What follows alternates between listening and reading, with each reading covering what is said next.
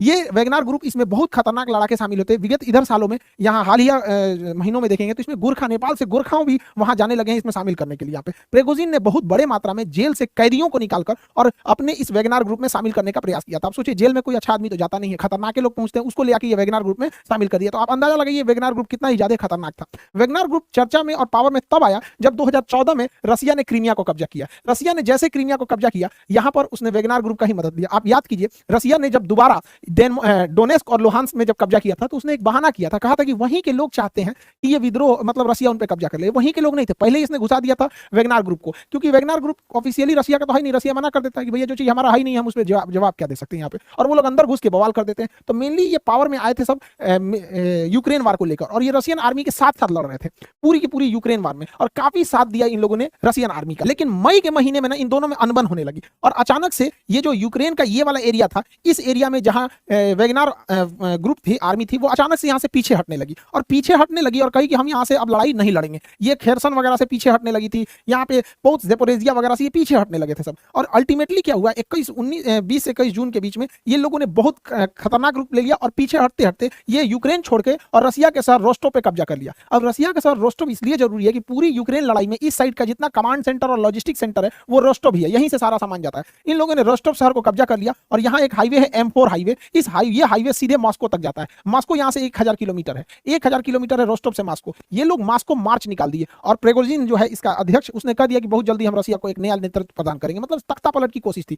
इसी क्रम में जब ये रोस्टोव से आगे बढ़े तो वोरोनिज शहर से पहले इन्होंने रसिया के एक हेलीकॉप्टर को मार के गिरा दिया। अब वोरोनिज शहर के जब रसिया के हेलीकॉप्टर को मार के गिराया, तो जैसे ही इनकी आर्मी यहाँ रोस्टोव से पार करते हुए वोरोनिज शहर तक पहुंची, तो यहाँ पे रशियन आर्मी और ये वैगनार ग्रुप के बीच फाइट हुआ, और ये फाइट खत्म करके ये वैगनार ग्रुप आगे बढ़ने लगी रसिया से, और यहाँ से 200 किलोमीटर पहुंची तो ये मॉस्को की ओर जाने वाली सारी सड़कों को घेर दिया गया। लेकिन 200 किलोमीटर दूर वैगनार ग्रुप रुक गई। इसी बीच क्या हुआ कि यहाँ से बेलारूस की एंट्री होती है। बेलारूस कहता है, प्रिगोजिन को समझौता करा देता है, प्रिगोजिन यहाँ से बेलारूस चले जाते हैं, और यहाँ से वो आदेश देते हैं कि यहाँ से उनकी सेना अब लौट जाएगी। अब यहाँ से वैगनार ग्रुप जैसे आई थी, वैगनार ग्रुप यहाँ से फिर से उसी तरह से वापस लौट गई यूक्रेन के रास्ते। लेकिन पुतिन इस पर पूरी तरह से भड़क चुके हैं।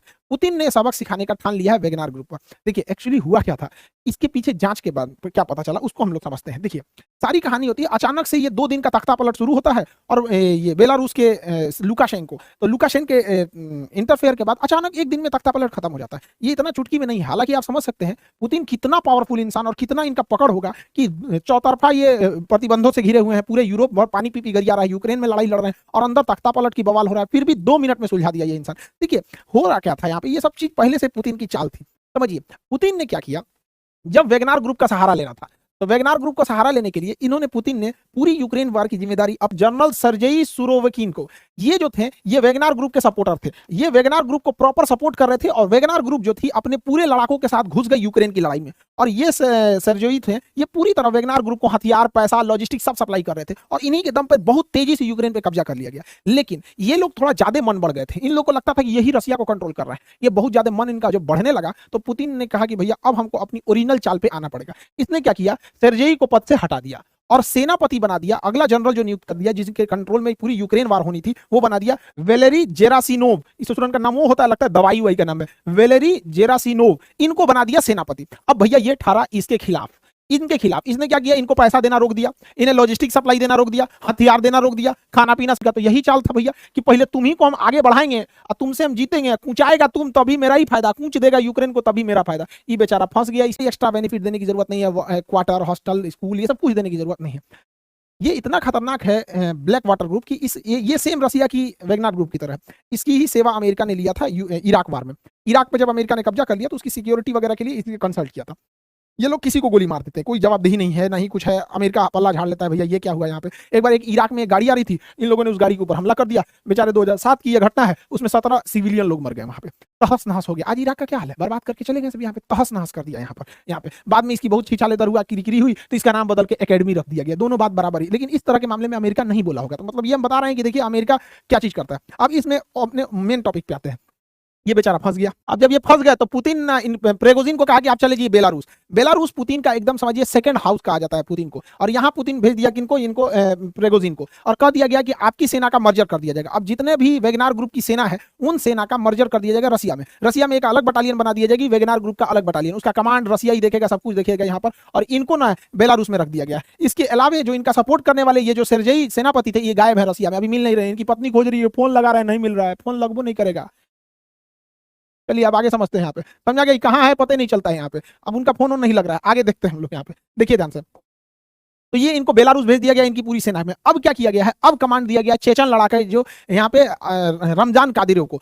पुतिन के सबसे भरोसेमंद अगर कोई है वो रमजान कादिरोव है। ये चेचन लड़ाके ये सबसे खूंखार माने जाते हैं। अब जो लड़ाई का रुख होगा वो कंप्लीट चेंज हो जाएगा, जो पहले नहीं हुआ था अब होगा। अब रसिया भयानक रफ्तार से हमला करेगा और यूक्रेन पे तीन तरफा हमला कर देगा। अब प्रेगोजिन जो है वो बेलारूस से हमला करेगा अपने वेगनार ग्रुप के लड़ाकों के साथ। तो यहाँ बेलारूस से हमला कर देगा प्रेगोजिन, और यहाँ रसिया से हमला करेगी उसकी मेन आर्मी। और ये रसिया का ये एरिया चेचन्या कहलाता है। चेचन्या में चेचन फोर्सेस को लेकर आगे बढ़ेंगे ये रमजान कादिरोव। अब ये तीन ओर से तबातोड़ हमला होगा यहाँ पर यूक्रेन में। अब यूक्रेन को कोई बचाने वाला नहीं आएगा, और ये हमला तेज हो भी गया है। देखिए यूक्रेन का ये एरिया जो है, ये एरिया में इसके सबसे बड़े परमाणु रिएक्टर में आते हैं। यहाँ पर जेपोरेजिया नाम है, ये नाइपर नदी के किनारे शहर है जेपोरेजिया। जेपोरेजिया में यूरोप का सबसे बड़ा परमाणु रिएक्टर है, और यहाँ एक ही जगह में 6 परमाणु रिएक्टर है। देखिए 1 2 3 4 5 6 पूरे यूरोप का सबसे बड़ा परमाणु रिएक्टर है। अगर एक भी रिएक्टर में ब्लास्ट हुआ तो भयानक तबाही होगा।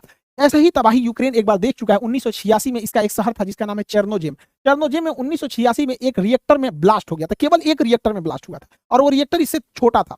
अभी क्या है, ये उससे अगर इनमें ब्लास्ट होता है इन रिएक्टर्स में तो उससे 10 गुना ज्यादा तबाही मचाएगा, और यूक्रेन ही नहीं पूरा यूरोप बर्बाद हो जाएगा अगर इसमें ब्लास्ट हुआ तो। आप सोच सकते हैं कि ये रिएक्टर की सेफ्टी कितनी जरूरी है, लेकिन आपको लगता है ये सेफ्टी जरूरी है, लेकिन जरा ध्यान दीजिए ये वही रिएक्टर है 6 जो हम आपको सैटेलाइट इमेज में दिखा रहे हैं। 6 रिएक्टर दिखेंगे, 1 2 3 4 5 6 ये रिएक्टर है। और ये देखिए धमाका कहां तक हुआ है, ये रिएक्टर के कितने पास धमाका हुआ है, और इसमें रशियन आर्मी घुस चुकी है। रशियन आर्मी घुस चुकी है। 1 साल से जेपोरोजिया पर रशियन आर्मी का कब्जा है। यूक्रेन की आर्मी इस पे कब्जा कर ही नहीं पा रही थी, कितनों कोशिश की नहीं कब्जा कर पाई, लेकिन अचानक से यहां से भागने लगी रशियन आर्मी। रशियन आर्मी इसको खाली करके जाने लगी, उसको आदेश आया तुम खाली करो, जेपोरोजिया खाली करके वापस आओ।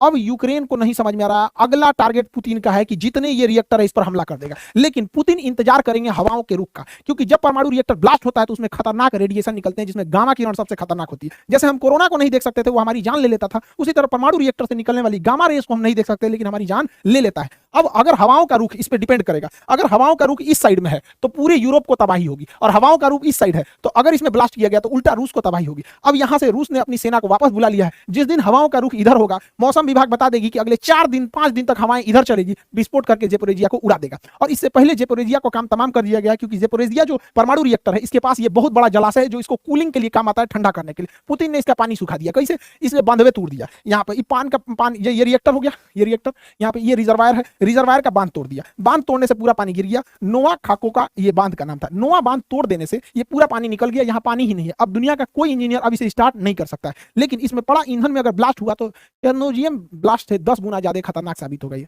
रूस ने यूक्रेन के जितने ठिकाने थे उसके उड़ाना चालू कर दिया। यूक्रेन के लगभग 9 से 10 जनरल रैंक के अधिकारियों को मार दिया, लगभग 100 अधिकारियों को उड़ा दिया। जो भी वहां पर मिसाइल डिपो थे उसके ऊपर बम्बार्डमेंट कर दिया। कमांड सेंटर को रसिया ने उड़ा दिया। रसिया ने अब अपने प्रेसिजन गाइडेड बमों को गिराना चालू किया। पहले रसिया के जहाज नीचे उड़ते थे जिससे वो टारगेट पे बम गिराते थे, अब हाइट पे उड़ रहे हैं और precision guided laser guided bomb गिरा रहे हैं, जो महंगे होते हैं लेकिन अचूक हमला करते हैं। अब रसिया ने पूरा कमर कस लिया, हमले को तेज कर दिया। उसने अपने Su-35 बॉम्बर को उतार दिया है मैदान में। और इस बीच रसिया डिप्लोमेटिक भी खेल रहा है। यहाँ पर यूक्रेन जो था वो गेम खेल रहा था इजराइल के साथ, क्योंकि इजराइल एक ज्यूज कंट्री है, यहूदी। अब यहूदी कंट्री है और पूरे दुनिया में इजराइल के बाद अगर कोई दूसरा यहूदी प्रधानमंत्री है तो वो जेलेंस्की है। तो ये दोनों यहूदी हैं, ज्यूज। तो यहूदी का कार्ड खेल रहे थे। पुतिन ने कह दिया कि ये कोई यहूदी वगैरह नहीं है, अपने देश में यहूदियों के लिए इसने कुछ भी नहीं किया। और अगर ये यहूदी के नाम पे सहायता करेंगे तो इजराइल अपना भी मतलब भविष्य सोचे। अब इजराइल इसे आयरन डोम देने वाला था। अगर यूक्रेन को आयरन डोम मिल जाता तो यूक्रेन में एक भी गोला बारूद का आना असंभव हो जाता, क्योंकि आयरन डोम अब तक का सबसे ट्रस्टेड एयर डिफेंस सिस्टम है। वो छोटे छोटे हमलों को खत्म कर देता है।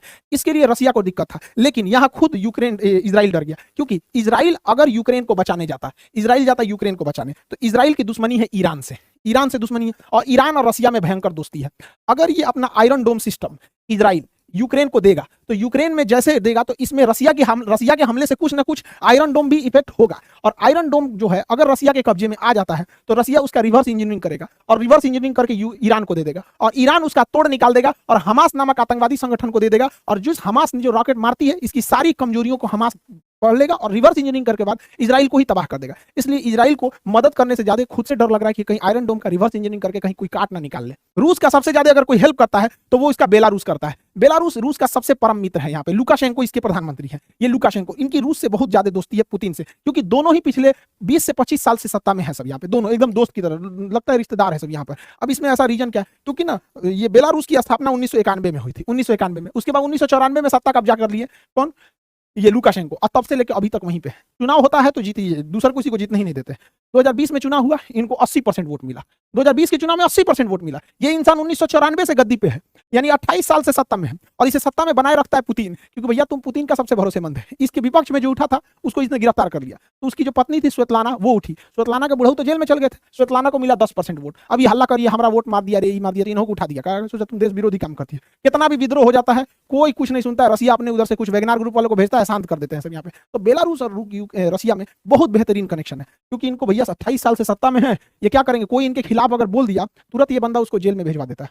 इतना खतरनाक है। एक पत्रकार था जिसका नाम था रोमन प्रोस्टेविच। रोमन प्रोस्टेविच जो था इनके खिलाफ लिखता था कुछ। ये एक बार ग्रीस से जा रहा था लिथुआनिया के लिए, ग्रीस से लिथुआनिया के लिए जा रहा था रियान एयरलाइन के थ्रू। अब जब ये ग्रीस से निकला, यूक्रेन के ऊपर से गया, जैसे बेलारूस के ऊपर से इसकी जहाज उतरी, इसने मिग 29 जहाज भेज दिया, लड़ाकू जहाज, और हवा में उसके जहाज को किडनैप कर लिया गया, जबकि ये इलीगल है, आप दूसरे जहाज को नहीं कर सकते। लेकिन इसने बहाना क्या बनाया कि इसको सूचना मिली है कि इसके अंदर बम रखा हुआ है, उतारो। अब भैया दोनों ओर से घेर लिया लड़ाकू जहाज, पायलट उतारा। जब पायलट उतारा तो इसकी पुलिस अंदर घुस गई और कही कि ससुरा रोमन प्रोस्टोविच निकालो इसको, चल रे ससुरा तुम ही बम है, लेके चल गई जहाज को। कहा जाओ, इसी की जरूरत थी। इतना खतरनाक है बेलारूस। इनके खिलाफ आप बोले मतलब अगले दिन आपकी आंख खुलेगी जेल के अंदर। तो बेलारूस और रसिया के बीच में अच्छी दोस्ती है। रीजन क्या है कि बेलारूस में जब तक ये आपके लुकाशेंको है और इधर पुतिन है, भैया पुतिन सन 2000 से है, ये 1994 से है, पुतिनों से बूढ़ है। तो समझ रहा है, पुतिन का हर मामले में लुकाशेंको हेल्प करते हैं और पुतिन भी इनका हेल्प करता है। दोनों एक दूसरे को सत्ता में रखे हुए हैं, तो दोनों को एक दूसरे की ज्यादा जरूरत है।